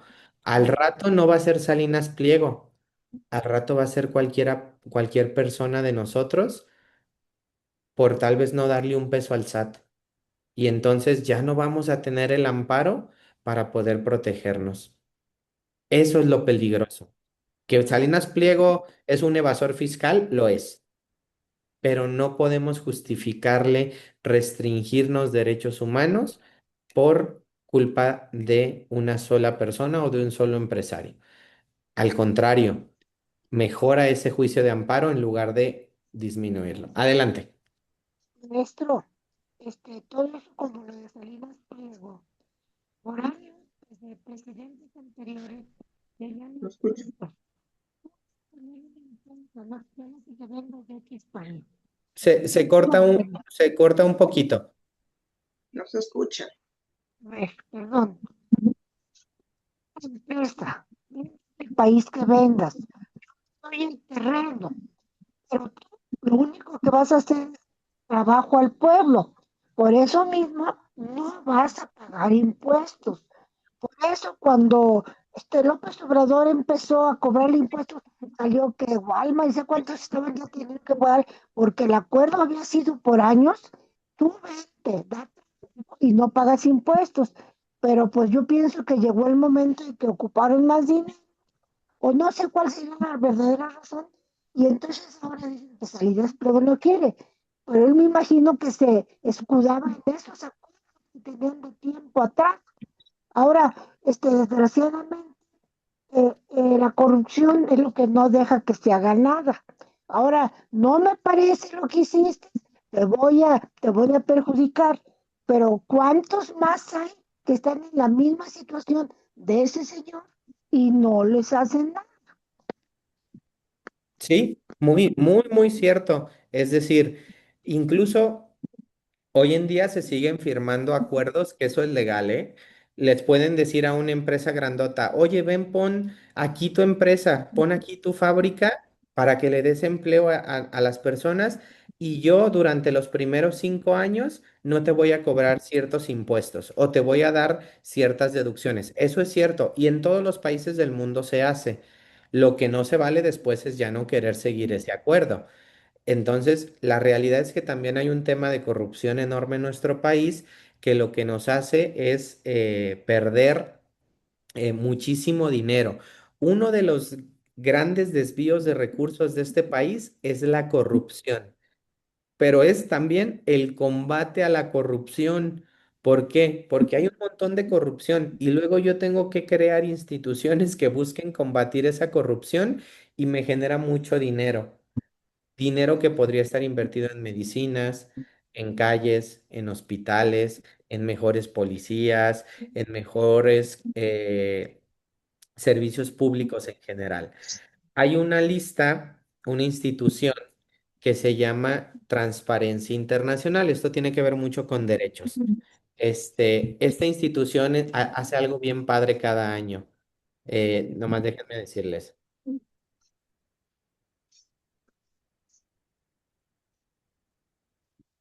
Cada año hace algo que se llama el índice de la corrupción. Todos los años lo hace, ¿eh? Y nos clasifica a todos los países del mundo, o a casi todos. Entonces, la calificación va de 0 a 100. ¿Cuál creen que sea la mejor? ¿0 o 100? Cero corrupción. Podría hacerlo así, pero 100 significa menos corrupción en este caso. Ah, ok. Entre más calificación tengas, se supone que tienes menos corrupción. Entonces, lo ideal, pues, es acercarse al 100. Sí, ok. ¿Cuánto creen que sacamos en el 2024? ¿Con cuánto nos calificamos? Con cero. Ahí andamos cerca. Ah, no, caray, 10, 20, Ya casi. Sacamos 30. la maravillosa calificación de 26 puntos Ay, Dios. de 100. Para que se den una idea, Transparencia Internacional evalúa un total de 180 países. 180. ¿En qué lugar creen que estamos? Entre más abajo estés, es decir, entre más te acerques al cero es mejor. Al uno, perdón. Si estás en primer lugar es porque eres el mejor país y tienes menos corrupción. Mm, Ah, caray. Debemos de ser los últimos entonces. No, no creo, pero ¿en Estamos qué en lugar el, lu- quedamos? en el lugar 140 de 180 países. Mm, ¿Y quién fue? ¿Quién es el mejor? Ahí, digo, el que tiene Con el, calificación. ¿Con quién nos codeamos? ¿Con quién nos relacionamos por ahí? Por ejemplo, el país con menor corrupción es Dinamarca, con 90 puntos. Dicen que es un país muy, muy legal, o sea, son muy, muy derechos, ¿no? Casi los primeros 5 lugares son países de Europa, pero del norte. Los que parece la cabecita como de chivo, de borrego. Ah, son casi todos esos países los primeros 5. Ahí les va los primeros 5. Dinamarca, Finlandia, Nueva Zelanda, que está hacia Australia, Luxemburgo Suecia, ¿no? y Noruega. ¿No? Y Mm. Suiza y Suecia son el 6 y el 7. Ah, ok. Entonces, los países de Europa del Norte son los mejores en temas de corrupción, es decir, son los mejores países que tienen menos corrupción. Nosotros, Mm. pues nos va muy mal. Nosotros directamente, pues andamos muy mal, ¿no? Nomás déjenme encontrarles aquí con quién nos andamos codeando, porque el índice a veces es medio Venezuela. complicado. A ver, déjenme nomás verlo por aquí. Con Estados Unidos. Venezuela será. Estados Unidos, No, ¿qué tal anda, eh? Porque no también es muy crean, corrupto. Estados Unidos no está tan mal en corrupción, ¿eh? A pesar Ah, no. Pero no de son todos tan, los... ajá, son un poquito más legales. Parece Es que lo que, califican ellos mismos. Exactamente. Bueno, puede ser. miren, ahí les va. Aquí ya tengo el de este. Nosotros estamos en el lugar 140, les dije, ¿no? Ah, Ajá. déjenme nomás ubicarme por aquí.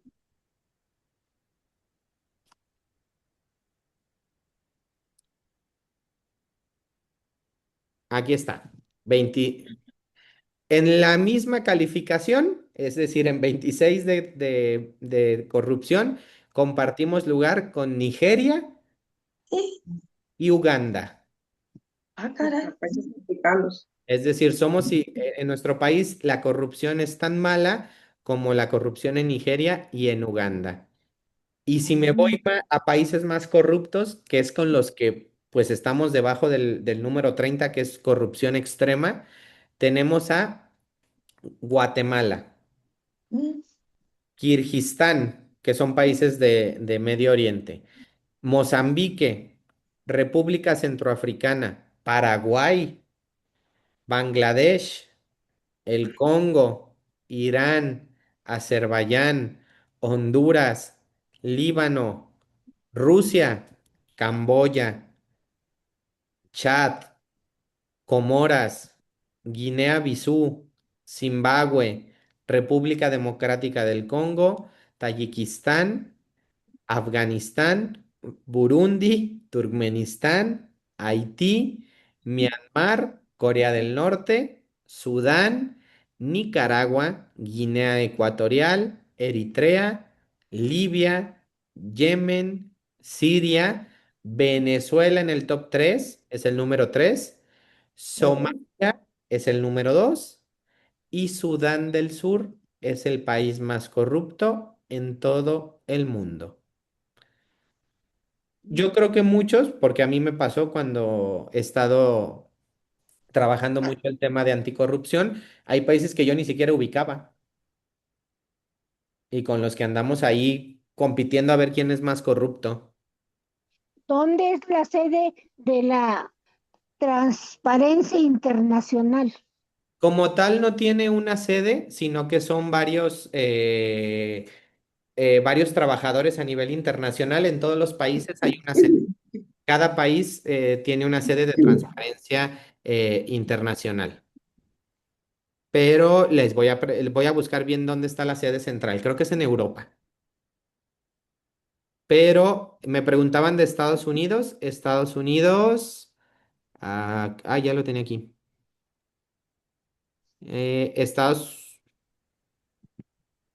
Estados Unidos sacó 65 puntos de 100. Y se me hace Si mucho. son, pero si son como su presidente actual, Pues Por no razón le le sí. dieron van a, permiso. olvídese. Sí, sí, sí. De nuestro continente americano, el que le fue mejor fue a Canadá. Canadá Ah, sacó 75 sobre 100. Es el más alto en bueno. todo nuestro Hay, continente. hay que ir a vivir a Canadá. Yo sí. Después de ahí, de nuestro continente, seguiría Estados Unidos, luego Chile. Chile es el tercer país con menos corrupción en todo nuestro continente.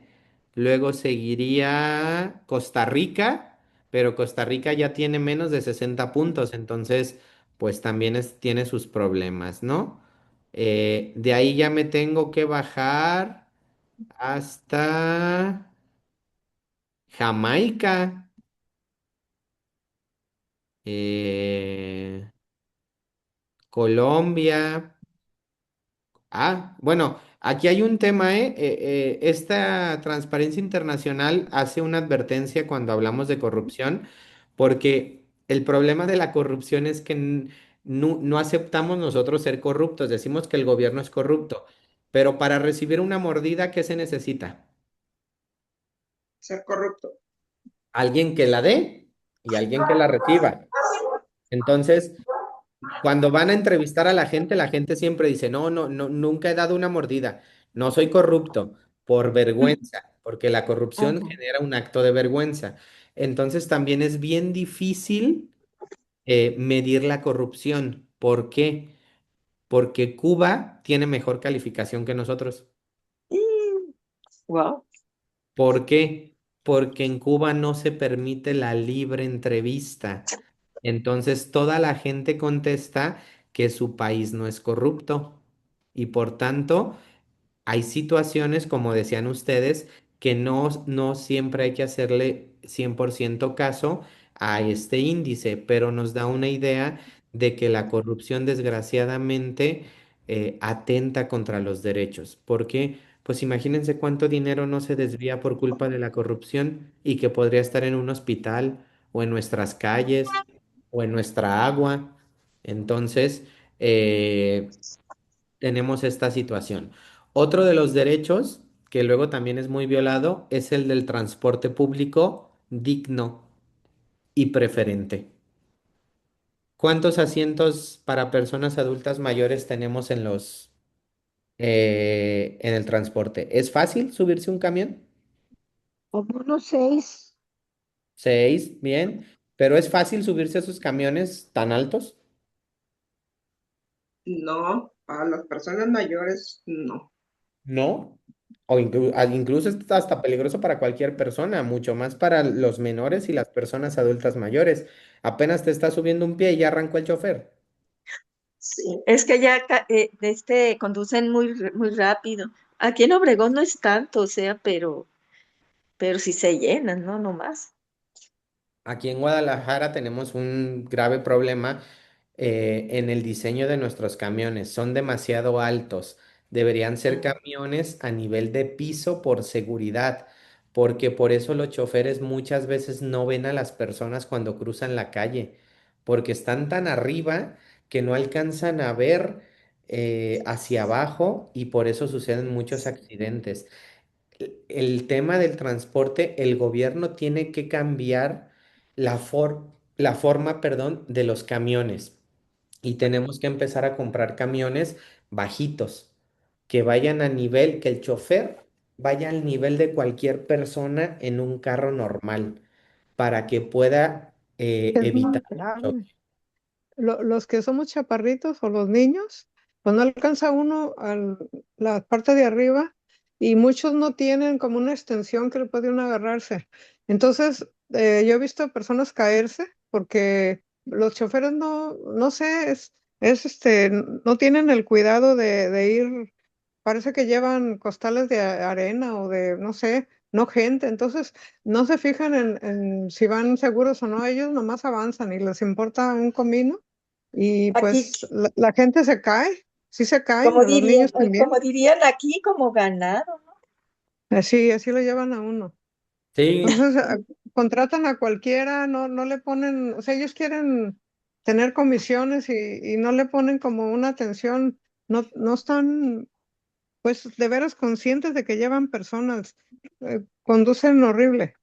sí, sí, sí, pero sabían que también ahí es culpa del gobierno, porque aquí por lo menos en la ciudad son muy pocos los camiones en que el chofer tiene un habitáculo, es decir, tiene cerrado su cabina. Se ha comprobado que los camiones, y en otros países se ha hecho un estudio, que todos aquellos camiones donde el chofer se aísla de la gente que tiene atrás, maneja más tranquilo. ¿Por qué? Porque no escucha el ruido, porque no escucha, porque tiene un tema como una cabina como un poco más pacífica para poder desarrollar de manera más tranquila su trabajo. Además, que durante los últimos años en la ciudad el aumento de la temperatura se vuelve insoportable en los camiones. No puede ser que se compren nuevos camiones y no tengan aire acondicionado estos camiones, por lo menos para el chofer. Pasa ahí horas y horas y no tiene ni siquiera los mínimos para poder llevar un buen trabajo. ¿Qué provoca? Que quiera que maneje rápido para que le entre aire. Y por eso también manejan muy mal, porque no tienen las condiciones que el gobierno debería darles para que ese empleo fuera lo mejor posible. Ay, maestro, aquí Pero en Sonora está horrible el clima. Aquí se maneja muy feo. Aparte del clima, y hay muchos camiones no tienen aire acondicionado. Al principio funcionaban y después la gente los maltrataba. O sea, ya, no, está muy feo.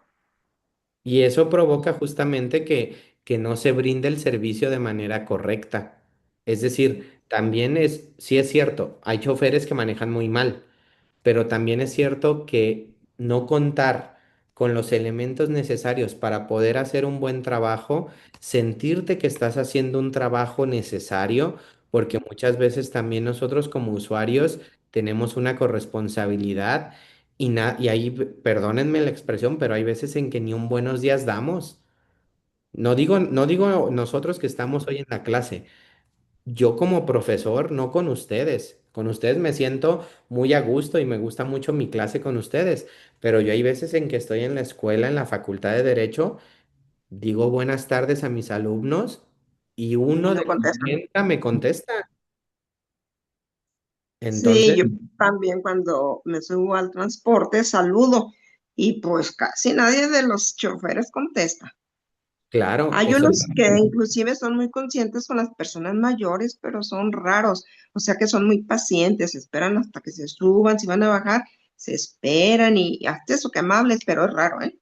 Sí, eso es lo que deberíamos trabajar en materia de derechos humanos, tanto con los servidores y servidoras públicas como con nosotros. ¿Por qué? Porque el hecho de que ese chofer está haciendo a veces un servicio público más importante que una persona atrás de un escritorio. Porque gracias a ese servidor o servidora pública, a ese chofer, a esa chofer, más de 100 o 200 personas llegan a sus trabajos o llegan a sus casas todos los días. Y nosotros como gobernados se nos olvida también esa empatía, que es la corresponsabilidad. O como decían ustedes, mira qué bonito el nuevo camión y a la semana ya todo rayado. Sí, sí, sí, también culpa de uno, pero En- Sí. también de los concesionarios, porque cómo los presionan también y pues por eso manejan como manejan. Sí, es un tema justamente de que tenemos que mejorar tanto el gobierno como las empresas como nosotros. Y tenemos que ir desarrollando estos derechos, exigiendo estos derechos a través de esto, ¿no? Es decir, no me contestó buenos días, pues tal vez le vuelvo a decir buenos días hasta que me conteste. Es un tema de trabajar en la reeducación de derechos humanos, con todos y todas las servidoras públicas. Yo creo que a todos nos gusta Maestro, que nos traten bien. Adelante. yo pienso que hay un círculo vicioso. Los choferes, yo los admiro mucho porque trabajan demasiado, no tienen tiempo ni para comer ni para ir al baño, los hacen que se doblen las jornadas, no hay quien los supla. Y los otros queremos tener un servicio de primera, pues hay que irnos en un coche de sitio, porque les exigimos a ellos lo que nosotros no somos capaces de dar. Yo estaba escuchando todo lo que ustedes dicen, bendito sea Dios, yo no he tenido problema en los camiones, siempre estuvo calmadita y buenas tardes, buenos días, ¿cómo está usted? Y les hago plática y que Dios te bendiga, se esperan hasta que me bajo, se esperan hasta que me subo.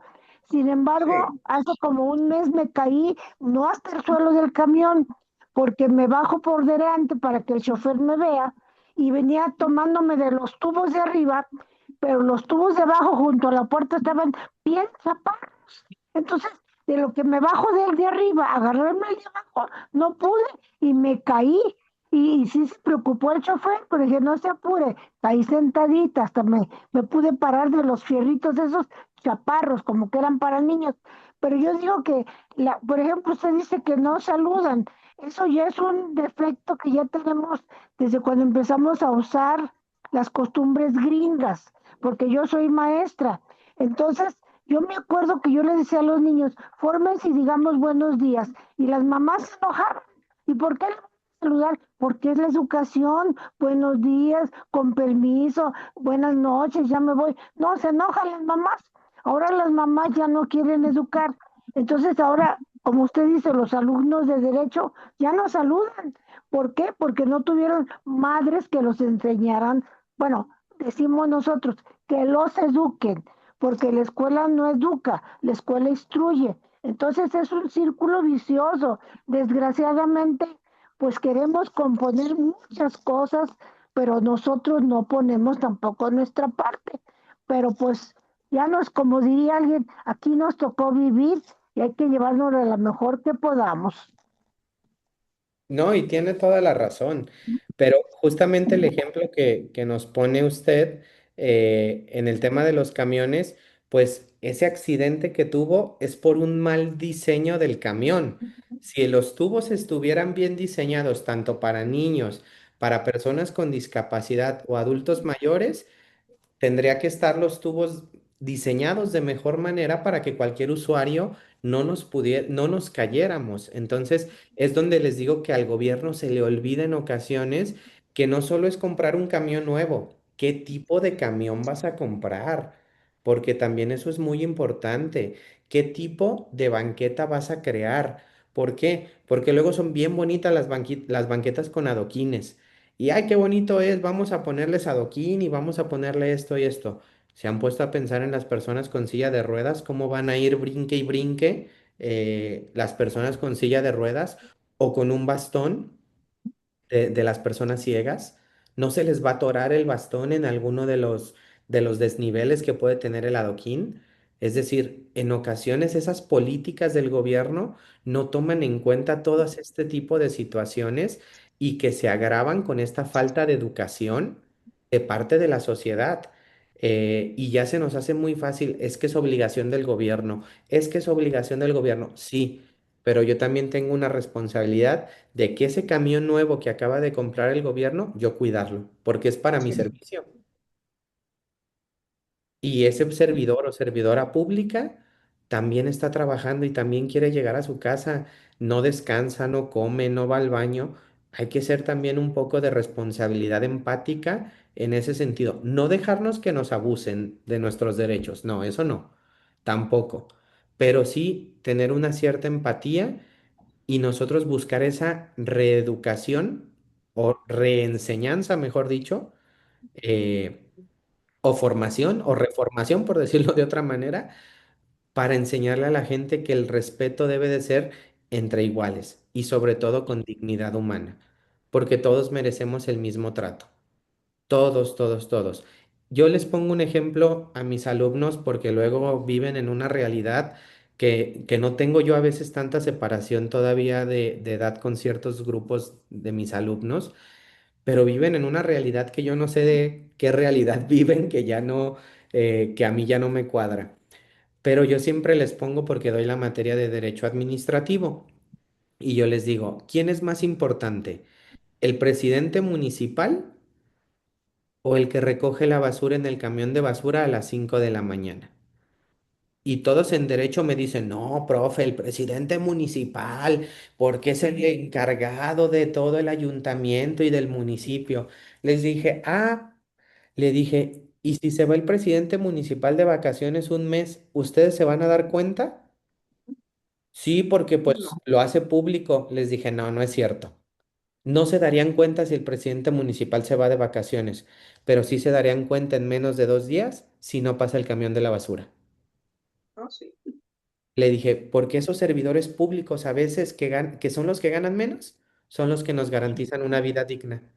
Los que recogen la basura son de los servidores públicos más importantes que tenemos en todas las ciudades. No podríamos vivir dignamente si no fuera por esos servidores y servidoras públicas. Porque ¿cuánto aguantaríamos en nuestras colonias sin que pasara el camión de la basura? ¿Una semana? Con un día ya. Sí, o un día. Imagínense la cantidad de plagas que tendríamos. Y el presidente municipal se puede ir de vacaciones un mes y nadie, si no lo informan, uno ni cuenta se da. Entonces, la importancia también es entender que estos derechos dependen de una correlación entre todos. Claro que ser médico debe ser padrísimo y ser cirujano y todo lo demás debe ser increíble. Mis respetos, mi hermano es médico y sé lo que se estudia y todo, ¿no? Pero para que un médico pueda hacer una cirugía en ese quirófano, tiene que haber No. personal de limpieza que garantice que ese quirófano esté limpio. Y a veces es a la gente que más hacemos invisible. Mis compañeros que limpian mis aulas todos los días en la Universidad de Guadalajara, sin ellos yo no podría presentarme a un salón a dar clases. Entonces, es una corresponsabilidad en materia de derechos humanos y en materia de derechos de las personas adultas mayores todavía más, porque es justamente a veces esos servidores públicos de los que depende el buen trato de los servicios públicos, no del director que está en el piso número 11 o en el 10. A veces es de los secretarios o de las secretarias o de la gente con la que estamos en el día a día, de quienes dependen más nuestros derechos de cuidado y de salud. Entonces, es muy importante que nosotros a través de la corresponsabilidad podamos exigir y al mismo tiempo comprender. Tanto exijo derechos como también comprendo y respeto los derechos de los demás, porque siempre quiero más con menos. Entonces, también es eso, ¿no? Entonces, este derecho al transporte, pues justamente lo que buscamos con esto al Estado es que se adapte el transporte para todas las personas, que no sucedan este tipo de situaciones donde tal vez por un mal diseño del camión, pues una persona se pueda caer, como nos compartió su compañera. ¿Por qué? Pues porque todos tenemos derecho a subir tranquilamente a nuestra unidad de transporte y yo creo que todos tenemos derecho a tener un buen transporte público. Yo qué más quisiera no tener que andar manejando todos los días de un lado para otro. Tal vez no me voy a entender en las distancias, en este caso con nuestra compañera que siempre se conecta desde allá, desde Sonora, ¿no? Desde Obregón. Pero los que son de aquí de Guadalajara, de la zona metropolitana, ubican el mercado de abastos. Sí. Muy bien. Su servidor trabaja en el Tribunal de lo Administrativo por la mañana, ahí en el mercado de abastos, ahí tenemos el tribunal. Por las tardes soy profesor de la Universidad de Guadalajara. Mi sede de mi trabajo en la universidad está en Periférico Norte, en Belénes. Wow. Entonces cruzo toda la ciudad para poder llegar a dar mis clases en la tarde. Hago una hora de 4 a 5 y mi clase es a las 5, llego corriendo para poder cruzar la ciudad. ¿Qué más quisiera yo? Poder tomar el tren ligero, lo malo es que no me queda cerca del Abastos tampoco, y poder irme en un solo transporte público, sin tener que andar en tanto tráfico, sin tener que andar en tanto tema. Ese es el tema del transporte público, que no solo es el número de camiones, es la calidad de los camiones o del tren ligero o del metro, pero también el diseño de el transporte público en la ciudad. Es decir, ¿de qué me sirve tener 100 rutas si las 100 rutas pasan por donde mismo? Es decir, hay que tener un mapa de cuáles son las mejores calles y rutas por donde deben transitar los camiones. ¿Para qué? para tener que tomar los camiones con menos, que estén menos llenos y los menos en cantidad posible. Porque ¿de qué más me va a servir trabajar si yo tengo que tomar 4 camiones al día? Entonces, voy a gastar gran parte de mi dinero, de mi salario, solamente para poder llegar a mi zona de trabajo. Entonces, eso también es parte de esta ley de los adultos mayores, de un transporte digno. No solo de asientos preferentes pintados de amarillo, sino que la calidad en las rutas y en las unidades sea la suficiente para poder ir bien. ¿De qué me sirve tener 6, 7 asientos de personas adultas mayores si no me puedo subir ni siquiera a las unidades porque están muy altas o porque se maneja muy mal? Pues podrán tener 15 asientos, pero si ni siquiera me puedo subir, pues de qué sirve, ¿no? Ese sería como otra de los derechos que tiene esta ley, ¿no? La siguiente clase vamos a ver ya de manera muy puntual cuáles son las cosas específicas que tiene que hacer el gobierno para que esta ley se haga realidad. Es decir, ya vamos a ver las obligaciones que tiene el Estado frente a esta ley, porque estos son los derechos, pero vamos a ver qué obligaciones específicas tiene la autoridad en esta ley. Muchísimas gracias por escucharme, por platicar conmigo y les deseo un muy buen fin de semana. Cualquier cosa, Entonces, díganme, ¿eh? la próxima clase nos dice, yo sí estoy inquieta con lo del agua, o sea, pienso cómo hacerle, porque si nos están quitando por medio de algunos amparos, pues, ¿cómo le hacemos como ciudadanos para que nos den agua limpia? Ese problema tiene ya mucho.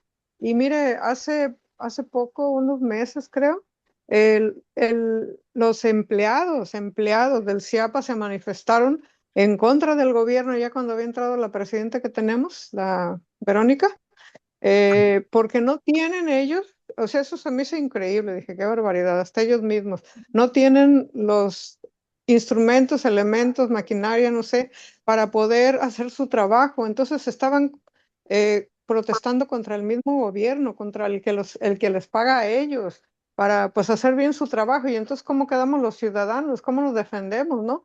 Pues tenemos derecho de tener agua limpia. Antes se la podía uno tomar de la llave. Cuando era niña estábamos en la escuela y nos daba sed y íbamos a tomar de la llave y no nos hacía daño, pero ahorita yo no me la tomo.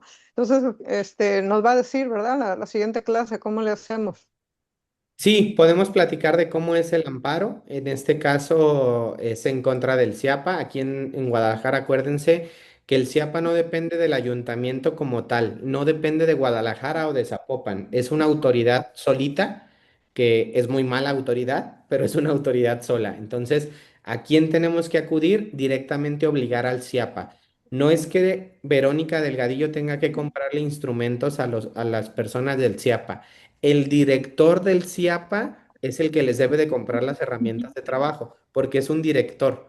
No depende de Frangé, no depende de Verónica Delgadillo, no depende de Sergio Chávez, sino que es una autoridad completa. Pero sí, platicamos Lemos tampoco del agua. depende. ¿Mande?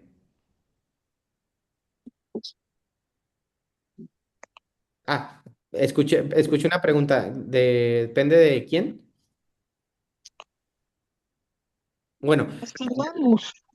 depende de todas las autoridades en sí, depende del gobernador y de los ayuntamientos, pero de todos, no solamente como de uno. Les platico lo que es el CIAPA la siguiente clase y platicamos del tema del derecho humano al agua. Claro que sí. Gracias. Muchas gracias, maestro. Al Que tenga contrario, a buenas Gracias, ustedes, tardes. maestro.